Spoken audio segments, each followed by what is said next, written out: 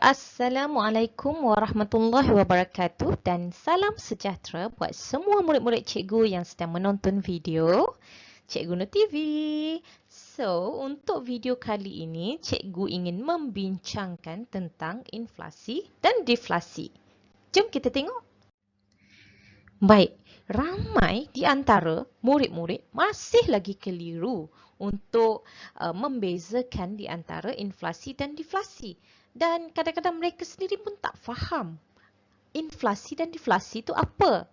Okey, so sebelum kita cerita dengan lebih lanjut apakah inflasi dan deflasi, kita tengok dulu macam mana cara kita nak ingat inflasi dan deflasi ini. Okey, kalau kita tengok dekat sini, ini adalah graf menaik. Graf menaik. Okey, menaik dalam bahasa Inggeris apa ya? Increase. Okey, menaik dalam bahasa Inggeris increase. Okey, tengok dua huruf pertama increase ini adalah IN. Okey, so bila increase kita ingatlah inflasi. Alright? Okey, tengok pula graf menurun. Okey, tengok dulu. Tengok pula graf menurun. Menurun dalam bahasa Inggeris apa ya? Decrease. Decrease. Okey, so kita tengok dua huruf yang pertama ini, D dan E. Okey, kalau ingat decrease, ingat deflasi. Okey, inflasi, deflasi.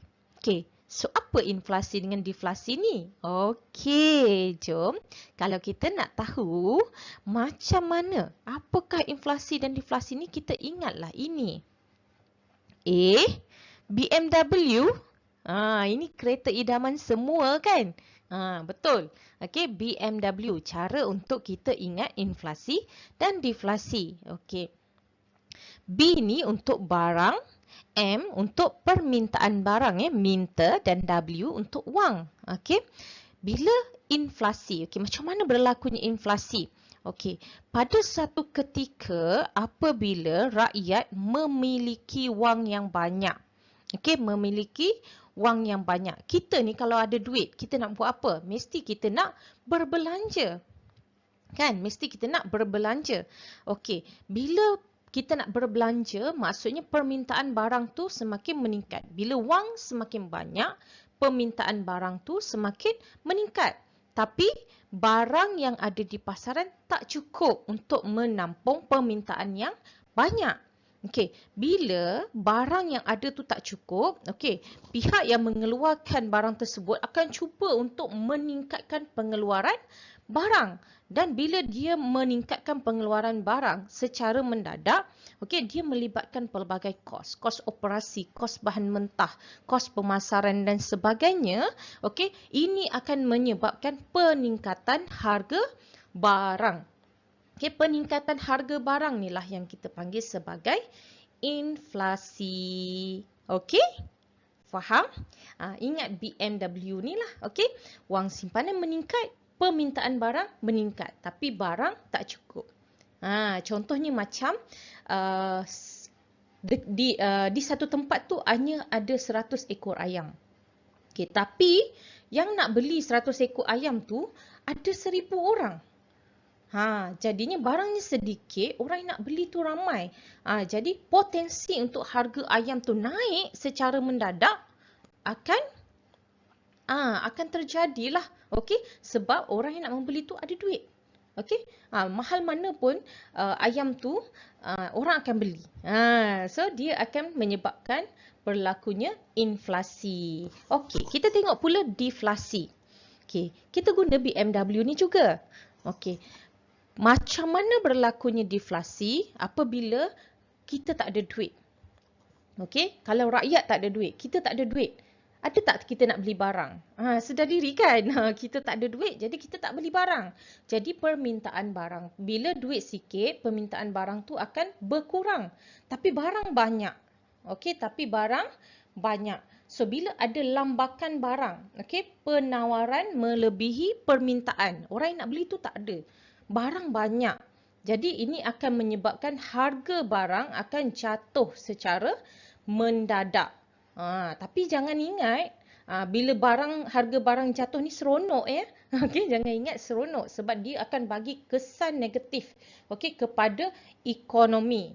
Bila harga barang jatuh, syarikat tak dapat keuntungan yang sepatutnya, menyebabkan pendapatan berkurang dan akhirnya tak mampu nak bayar gaji pekerja dan terpaksa membuang pekerja. So bila perniagaan ni jadi slow, okey, ekonomi menjadi lembab dan dia akan mengganggu gugat kestabilan ekonomi negara. Okey. So kalau kita nak faham tentang inflasi dan deflasi, ingatlah BMW. Alright. Okey. Kita dah tahu tadi apa itu inflasi dan apa itu deflasi. Sekarang cikgu nak cerita pula jenis-jenis inflasi. So inflasi ni ada macam-macam jenis tau. Dia ada macam-macam faktor yang menyebabkan berlakunya inflasi ni. Okey, jenis inflasi yang pertama adalah inflasi tarikan permintaan. So inflasi tarikan permintaan ni berlaku apabila bekalan barang ni tidak mencukupi untuk memenuhi permintaan pasaran. Okey, ini adalah inflasi tarikan permintaan. Okey, contohnya, semasa musim hujan. Okey, nelayan tak dapat turun ke laut. Okey, ini menyebabkan kuantiti ikan tu berkurang. Okey, ikan tak banyak sebab nelayan tak turun ke laut. Okey, tapi permintaan terhadap ikan tinggi. Okey, bila ikan tak banyak tapi permintaan ikan tu tinggi, dia akan menyebabkan harga ikan tu akan melambung. Itu nama dia inflasi tarikan permintaan. Ini ayam. Pun samalah. Contoh tiba-tiba kita nak sambut hari raya. Okey, nak sambut hari raya. Kalau tak ada persediaan untuk menghadapi hari raya tu, okey, pengeluaran ayam tu sama je. Okey, ini menyebabkan dia akan berlaku inflasi sebab orang nak beli ayam kan. Satu family 5-6 ekor ayam. Yalah, nak buat rendang lagi, nak buat sate lagi, nak buat masak kurma, masak merah kan, ayam ni kan. Okey, tapi pengeluaran tu macam biasa saja menyebabkan ayam tu tak cukup untuk memenuhi keperluan pengguna yang nak sambut beraya ni. Dan bila berlaku perkara itu, dia akan menyebabkan harga ayam ni melambung naik dan inilah yang dinamakan inflasi. Alright. Inflasi yang kedua adalah inflasi tolakan kos. Okey, inflasi tolakan kos ni berlaku apabila kos pengeluaran sesuatu produk itu meningkat. Okey, contohnya, Makcik Kia. Makcik Kia Makcik Kia ni dia seorang peniaga kuih muih tradisional.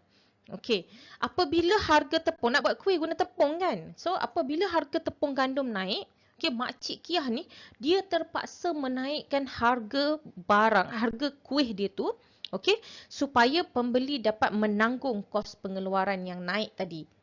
Contohnya, kalau sebelum ni satu kek lapis tu kos dia adalah 10 sen. So Makcik Kia jual satu kuih lapis tu dengan harga 20 sen. Tapi tiba-tiba harga tepung naik menyebabkan kos satu kuih lapis tu jadi daripada 10 sen jadi 15 sen. Jadi 15 sen. So Makcik Kia, dia menaikkan harga kuih lapis tadi daripada 20 sen jadi 30 sen. Sebab apa? Sebab nak tanggung lebihan 10 sen harga tepung gandum yang naik tu, supaya pembeli dapat cover dan Makcik Kia dapat untung yang sama seperti harga tepung sebelumnya. Itu kita panggil dia sebagai inflasi tolakan kos, yang disebabkan oleh kos pengeluaran yang meningkat. Baik, inflasi bekalan wang pula. Inflasi bekalan wang ni berlaku apabila bekalan wang dalam negara tu meningkat melebihi bekalan barangan dalam pasaran. Barangan ada banyak, ada 100 je, tapi duit ada banyak sampai 1 juta. Contohnya kan. So dia akan menyebabkan inflasi. Tapi inflasi bekalan wang ni biasanya berlaku semasa peperangan,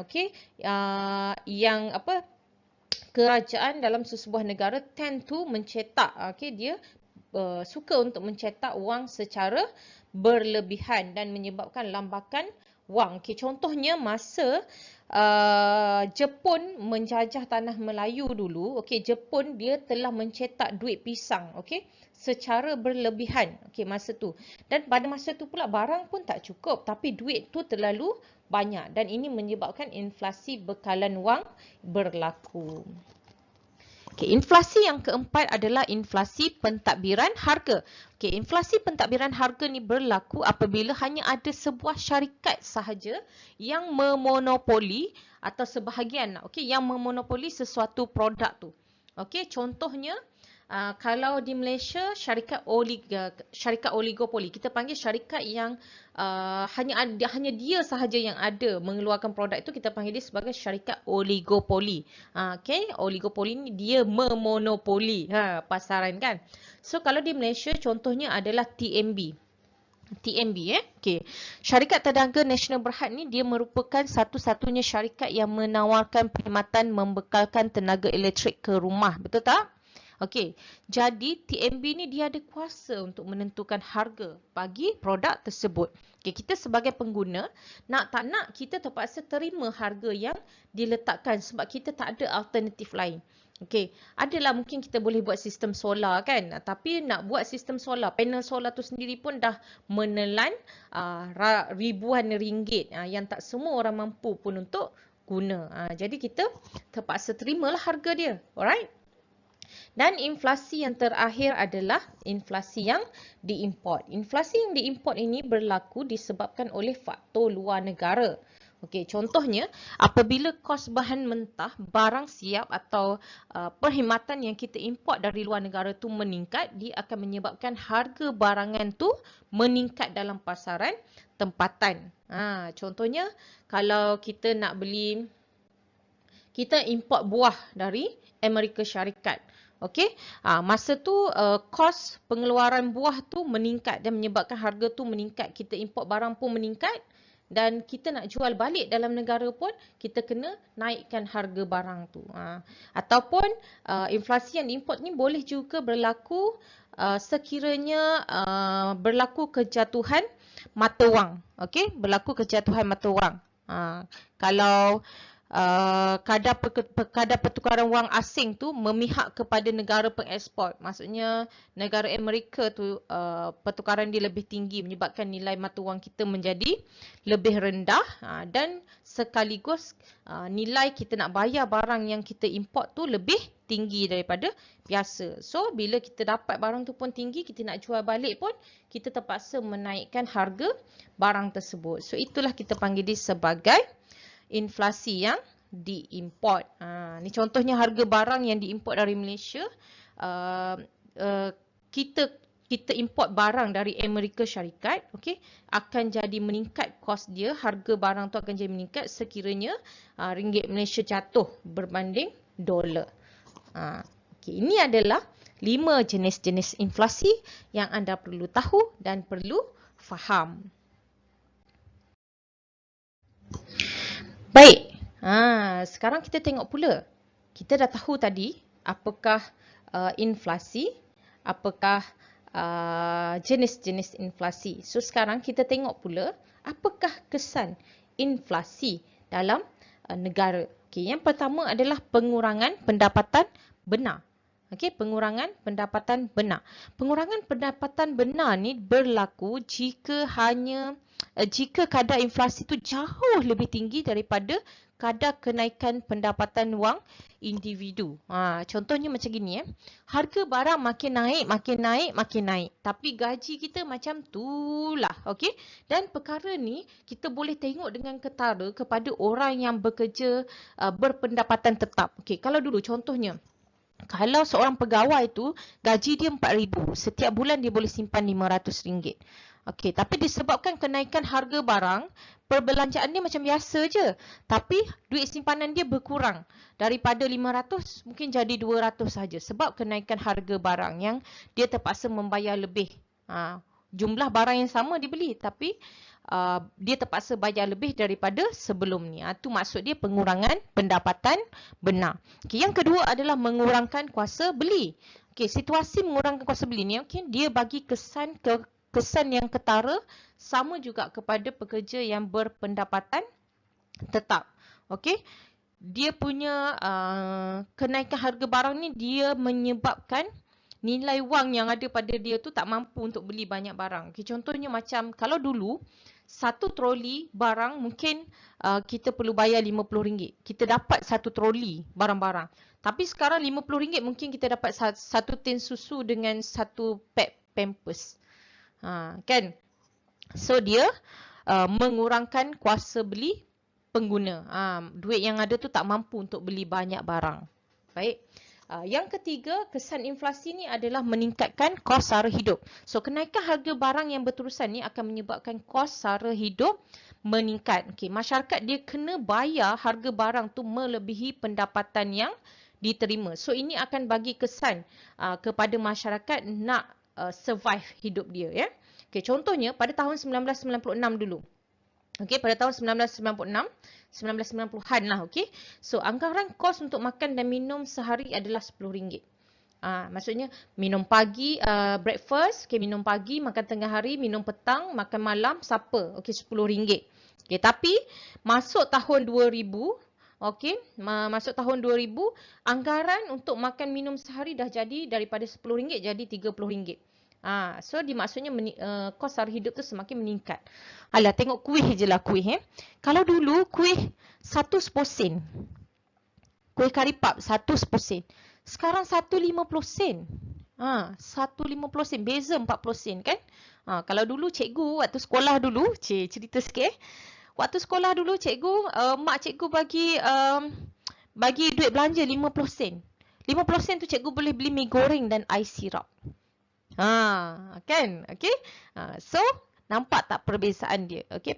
Peningkatan kos sara hidup kita. Sekarang 50 sen, air mineral pun tak mampu beli dengan 50 sen. Ya? Baik, kesan inflasi yang seterusnya adalah mengurangkan taraf hidup. So, taraf hidup penduduk akan menjadi semakin kurang bila berlaku kenaikan harga barang dan perkhidmatan secara berterusan.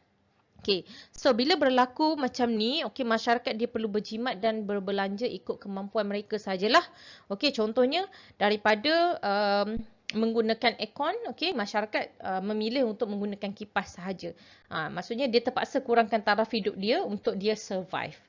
Daripada sebelum ni dia naik teksi, dia terpaksa kurangkan taraf hidup dia naik bas. Macam itulah. Okay, itu kesan dia. Baik, kesan yang kelima adalah kehilangan daya saing. Okey, kenaikan harga barang ni akan menyebabkan kos pengeluaran meningkat. Okey, jadi bila berlaku perkara ini, dia akan menyukarkan pihak pengeluar, okey, untuk terus mengeluarkan barang sebab permintaan di pasaran dah jadi semakin kurang akibat kuasa beli dan kos barang yang terus meningkat. Okey, jadi pihak pengeluar ni, okey, kilang-kilang ni akan kehilangan daya saing dan keupayaan untuk mengeluarkan barang.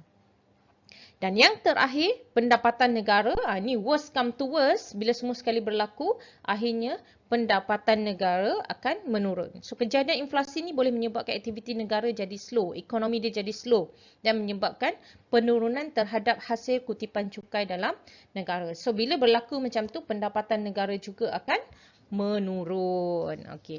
So, itu adalah kesan inflasi.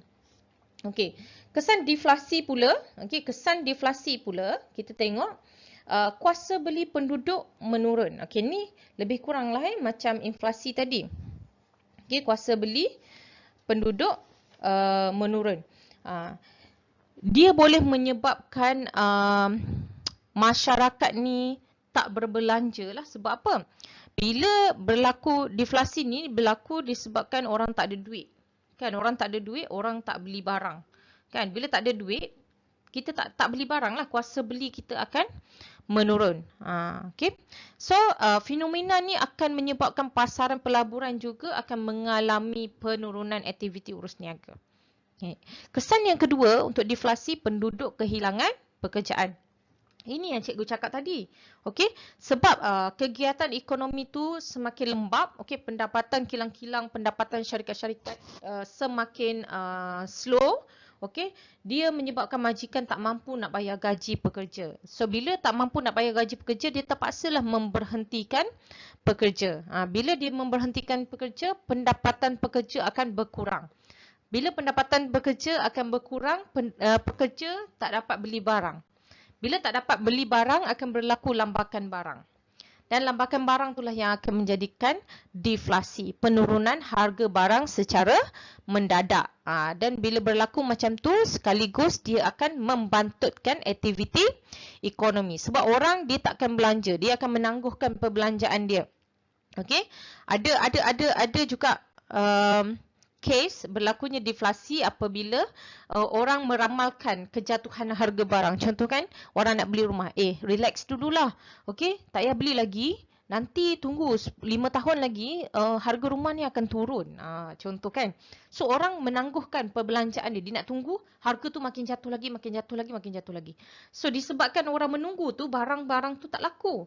Barang-barang tu tak laku. Dan akhirnya memang peniaga terpaksa turunkan harga barang tu untuk orang membeli. So kesannya dia akan jadikan ekonomi tu semakin perlahan dan akan berlakulah lingkaran deflasi. Okey. So cikgu harap faham ya kesan inflasi dan deflasi ini. Baru nak keluarkan dia punya arrow. Okey. Alright, so peranan kerajaan mengatasi inflasi. Okey, kita tahu kan inflasi. So apa peranan kerajaan ni nak mengatasi inflasi ni? Ada tak cara dia kan? Okey, ada cara dia. Okey, yang pertama kita tengok dekat sini. Dasar kerajaan. Okey, kita tengok satu persatu Dasar kerajaan. Pihak kerajaan dia boleh gunakan kuasa dia melalui dasar-dasar yang kerajaan gubal untuk kekalkan kestabilan dan keharmonian penduduk lah. Okey, maksudnya untuk memenuhi keperluan kehendak dan pengguna tu, dia akan menggalakkan, mungkin dia akan galakkan masyarakat tu mengutamakan barangan tempatan berbanding barangan import.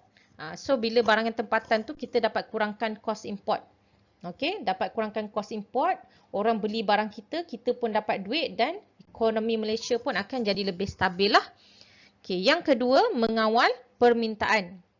Okey, kerajaan dia boleh kawal jumlah permintaan bagi sesuatu produk supaya dia boleh kekalkan jumlah permintaan tu pada tahap yang munasabah lah, dan dia boleh kerajaan boleh cari alternatif lain untuk menggantikan produk tersebut. Okey, contohnya macam gini.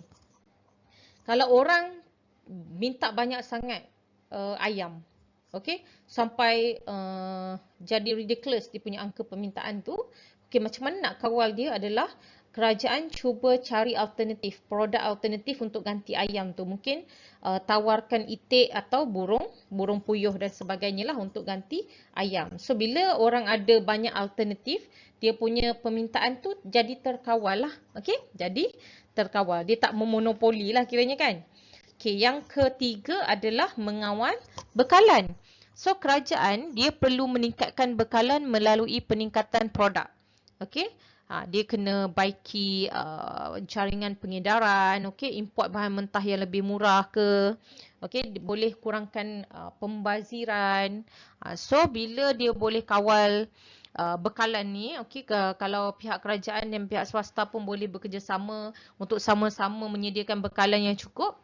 Okey, jadi inflasi tu tak akan berlaku lah bila bekalan tu cukup. Okey, contohnya kalau banjir di sebuah negeri kan. Okey, kita memang tahu dah setiap tahun kawasan tu kawasan ni akan berlaku banjir. So kerajaan dia boleh bersiap sedialah, sediakan bekalan makanan untuk masa banjir. Jadi kenaikan harga makanan tu tak akan terjadilah sebab bekalan wang cukup. Bekalan barang tu cukup. Okey, kemudian polisi ekonomi makro. So polisi ekonomi makro ni adalah satu tindakan kerajaan melalui pengurusan cukai, keuangan dan pentadbiran untuk tentukan hala tuju sesebuah negara. Okay, contohnya macam pelaksanaan GST, pelaksanaan SST kan. Ini adalah satu kaedah untuk meningkatkan pendapatan negara lah. Okey, so duit yang ada tu boleh dikembalikan kepada rakyat untuk menjaga kebajikan rakyat dan sebagainya. Okey, kemudian meningkatkan kadar faedah. Okey, kerajaan boleh tingkatkan kadar faedah ni. Okey, dia boleh mengurangkan tekanan permintaan terhadap barangan. Supaya apa? Bila ditingkatkan kadar faedah, okey, masyarakat akan mula menyimpan. Bila masyarakat mula menyimpan, jadi permintaan tu akan berkurang lah. Orang tak nak berbelanja, orang nak simpan duit kan. Jadi permintaan tu akan jadi berkurang. So bila permintaan tu akan jadi berkurang, dia dapat mengawal lah, okey, supaya permintaan tu tidak melebihi daripada barang yang ditawarkan. Baik, seterusnya menyediakan peluang pekerjaan. Menyediakan peluang perniagaan sebenarnya. Typing error. Okay, so kerajaan dia boleh buka ruang-ruang perniagaan, firma perniagaan supaya sesuatu produk tu ada banyak company, supaya tak ada syarikat yang memonopoli sesuatu produk. So bila tak ada yang memonopoli, harga tu dapat diseimbangkan lah. Okay, contohnya macam kerajaan bagi peluang kepada syarikat-syarikat kereta kan. Syarikat-syarikat kereta keluar macam-macam jenis kereta. Okey, selain kereta ada lagi motor. Ni dalam pemotoran lah, ada motor, ada lori, ada sebagainya. So orang ada pilihan nak beli. Kalau ada satu syarikat je yang keluarkan kereta, okey, itu je lah. Kalau kita nak beli memang dekat situ je lah. Tak ada lagi yang lain. So dia boleh menaikkan harga kereta tu dengan sewenang-wenangnya lah. Okey, so kerajaan boleh membuka peluang perniagaan kepada orang lain supaya ada banyak pemain dalam sesuatu industri tu dan harga untuk produk tersebut dapat dikawal. Okey, dan yang terakhir, kerajaan boleh mengurangkan import. Okey, mengurangkan import. Dia mengurangkan import. Contohnya macam beras ke, ikan ke, daging ke kan. Okey, kurangkan import, tambahkan produk tempatan. Okey, secara langsung pengaliran wata wang tu keluar negara boleh dikurangkan dan inflasi yang diimport dapat dielakkan. Sekarang ni pun banyak dah alternatif lain kan. Kita dah kurangkan import, kita punya produk tempatan sendiri pun dah semakin bagus, dah semakin baik kan. Contohnya macam dulu mungkin kita tak ada minyak sawit, contoh kita tak ada minyak sawit dan kita bergantung kepada minyak kacang soya yang diimport dari luar negara. Okey, kita bergantung kepada minyak kacang soya yang diimport dari luar negara. So kerajaan mengusahakan minyak kelapa sawit. Okey, jadi sekarang kita pun semua guna minyak kelapa sawit je. Kita dah kurangkan import minyak kacang soya dari luar negara. So inflasi barang yang diimport tu dapat dielakkan. Baik, sekarang kita tengok pula, tadi kita tengok peranan kerajaan untuk mengatasi inflasi. Sekarang kita tengok pula peranan kerajaan untuk mengatasi deflasi. Okey, yang pertama adalah dasar fiskal. Okey, dasar fiskal ni kalau kita perasan waktu COVID sekarang ni, kerajaan menjalankan dasar fiskal. Okey, dia untuk meningkatkan permintaan. Kan bila berlaku COVID ni, ramai orang hilang kerja, orang tidak berbelanja. Jadi kerajaan mengambil tindakan menggunakan dasar fiskal ni untuk menurunkan cukai. Macam contoh cukai pelancongan pun diturunkan. Okey, pelbagai cukai diturunkan untuk menggalakkan perbelanjaan rakyat. Okey, so rakyat boleh berbelanja semula. Okey, disebabkan cukai itu dikurangkan, cukai ini dikurangkan. Sama macam cukai kereta kan, kita nak beli kereta. Dia kata cukai untuk kereta tu lah kan dikurangkan sehingga kita boleh jimat dalam berapa ribu untuk bila kita beli kereta. Jadi rakyat ni dia akan ambil peluang ni lah untuk berbelanja. So bila rakyat berbelanja, dia akan meningkatkan pendapatan negara semula lah.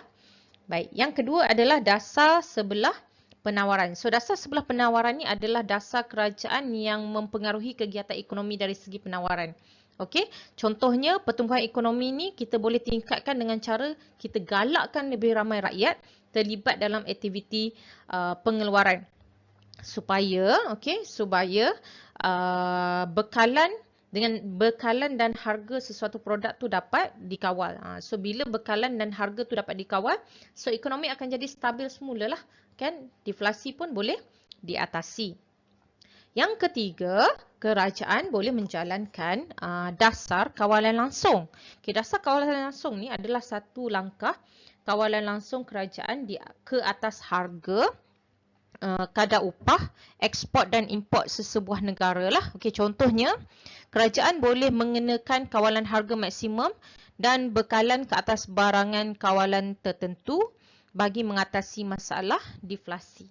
Maksudnya, kerajaan boleh menetapkan harga ceiling dan harga floor, harga lantai bagi sesuatu barang. Maksudnya, barang tu hanya boleh jatuh sampai RM2 je contoh kan. Maksudnya peniaga tak boleh meletakkan harga bawah daripada RM2. Jadinya kerajaan dia dah buat dasar kawalan langsung. Dia dah kawal lah barang-barang ni supaya harganya tak naik melambung ataupun tak turun secara mendadak. Baik, dan yang terakhir, kerajaan boleh menjalankan dasar keuangan.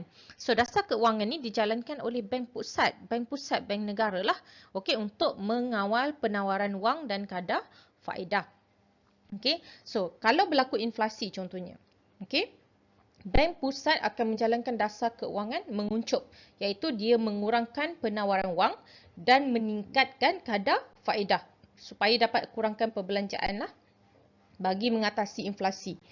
Okey, dia tingkatkan kadar faedah macam tadi yang cikgu terangkan yang inflasi tadilah ya. Okey, bila berlaku inflasi contohnya, okey, bank pusat ni dia akan guna dasar keuangan menguncup, iaitu dia tinggikan kadar faedah yang menggalakkan orang lebih banyak menyimpan daripada berbelanja. So dia boleh kontrol dekat situ.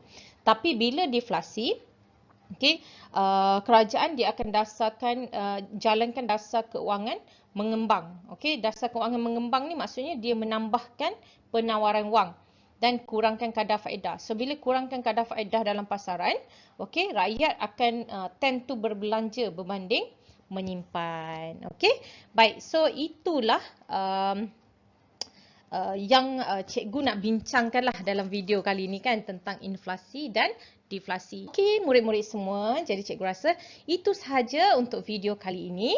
Okey, terima kasih kerana menonton dan cikgu harap apa info yang cikgu sampaikan pada video kali ini dapat membantu anda lebih memahami apakah maksud inflasi dan juga deflasi. Okey, terima kasih. Itu sahaja. Assalamualaikum.